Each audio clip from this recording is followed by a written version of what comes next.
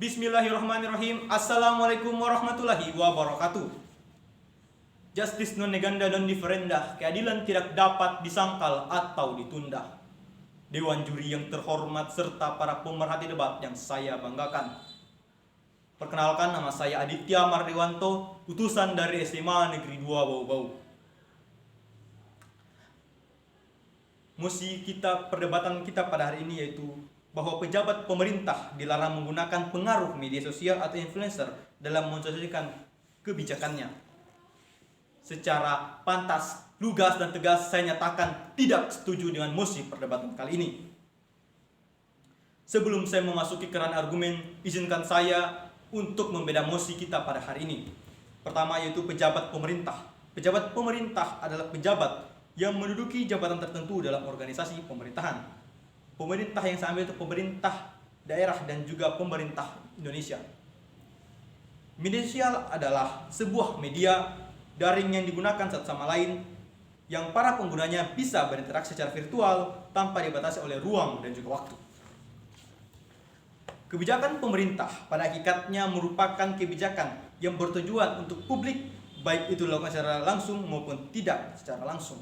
Dewan juri yang terhormat, tujuan kebijakan pemerintah adalah untuk menciptakan suatu ketentraman dan kedamaian di lingkungan masyarakat untuk mewujudkan sebuah kesejahteraan di masyarakat.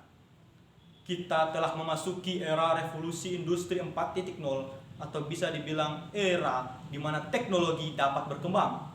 Kita tidak ragu lagi atau tidak lagi mengenal yang namanya dengan media-media lama seperti koran dan lain sebagainya. Sekarang anak-anak muda, pemuda dan bangsa mengenal namanya media sosial.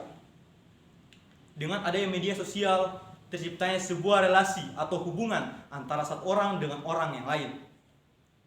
Sekarang kita telah memasuki era di mana pandemi COVID-19 telah membawa dampak yang sangat besar terhadap perubahan aspek masyarakat. Sehingga perlu adanya sebuah inovasi dari pemerintah untuk menyebarkan informasi secara baik dan juga aktual. Adanya COVID-19 membawa dampak negatif bagi seluruh aspek masyarakat, sehingga masyarakat dibatasi ruang lingkupnya. Oleh karena itu, pemerintah harus melakukan sebuah inovasi untuk memperluaskan atau mensosialisasikan kebijakan-kebijakan dan juga ide-ide baru untuk memajukan daerahnya, mensejahterakan masyarakatnya, dan amanah dalam jabatannya. Di era teknologi sekarang tentu saja kita tidak asing dengan media sosial. Dengan adanya media sosial, pemerataan dan penyampaian informasi lebih cepat dan akurat hingga ke daerah pelosok. Jika pelarangan ini terjadi, maka daerah-daerah pelosok akan lama atau sulit menerima informasi mengenali kebijakan pemerintah tersebut.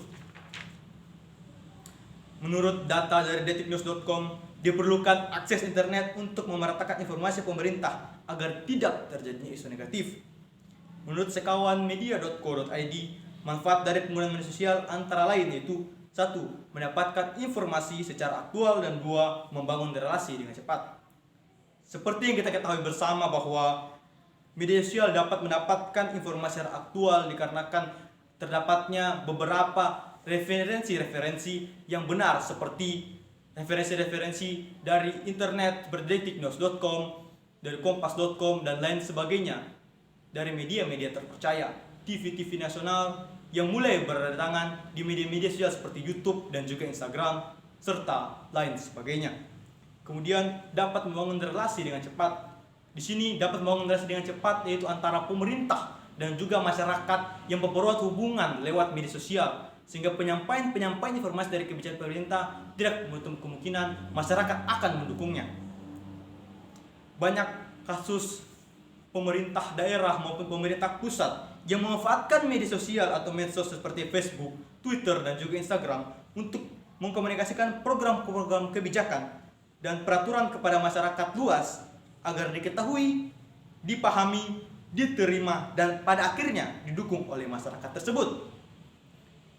Jika pelarangan penggunaan influencer atau media sosial terhadap kebijakan pemerintah ini tetap diterapkan, maka tidak menutup kemungkinan relasi antara masyarakat dan pemerintah sulit terjadi dikarenakan sistematika masyarakat yang kurang paham terhadap kebijakan tersebut sehingga muncullah berbagai isu di masyarakat. Dengan adanya media sosial, maka masyarakat dapat memahami, menerima, dan akan mendukung kebijakan pemerintah tersebut. Oleh karena itu, marilah kita mendukung adanya kebijakan pemerintah dalam melakukan penyampaian informasi lewat media sosial. Mari kita mulai inovasi baru dalam penyebaran informasi. Mari kita memanfaatkan teknologi sebagai penghubung antara daerah yang satu dengan yang lain terhadap kebijakan pemerintah. Manfaatkanlah teknologi, karena teknologi akan mengubahmu menjadi lebih baik lagi. Sekian dari saya. Wabillahi taufiq wal hidayah. Wassalamualaikum warahmatullahi wabarakatuh.